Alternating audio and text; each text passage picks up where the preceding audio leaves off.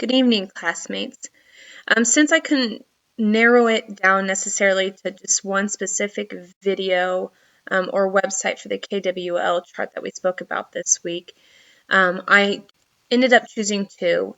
The first one was a video that pretty much laid out on a marker board what the KWL was and what it helps with.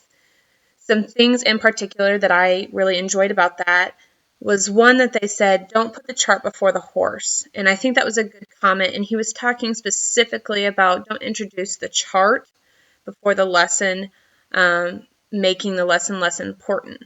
And that's why I also chose to add a second video, which was actually of a elementary teacher who was teaching a KWL chart over ladybugs.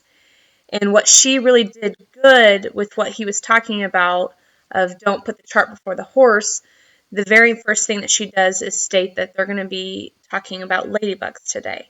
And then they go on and she creates the KWL chart.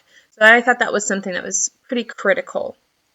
The other part that I found helpful about the first video was the middle section, which is the wonder section.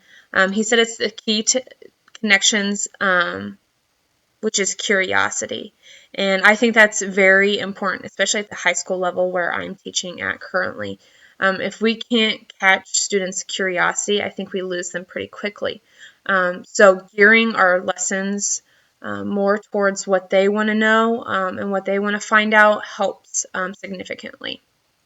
I also think that it was important that he pointed out that we need to tailor our lessons to the interests and needs of our students rather than just basing it upon what we think. To my surprise, when I implemented the KWL chart this week with financial literacy terms, I was actually surprised what little students didn't know about buying home. Actually, I wasn't too surprised, but I was actually pretty surprised about what they came up with their wonder section. They came up with things like what types of taxes do we pay, what types of homeowners insurance is there available, how much does it cost to rent a U-Haul when we're moving, what do we do if we don't have a washer and dryer and we're going to live in a condo, or what would we have to pay for a washer and dryer if we were moving into a house?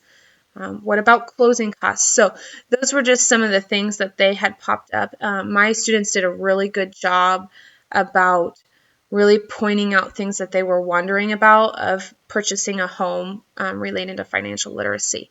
So that really helped.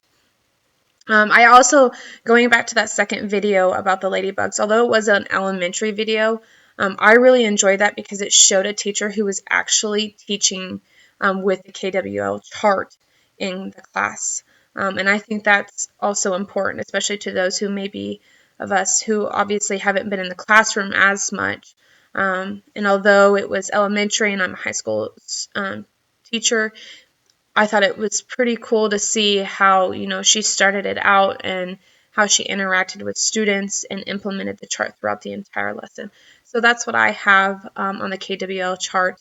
I hope that you can find those two videos useful, and I look forward to seeing the rest of your responses. Have a good evening.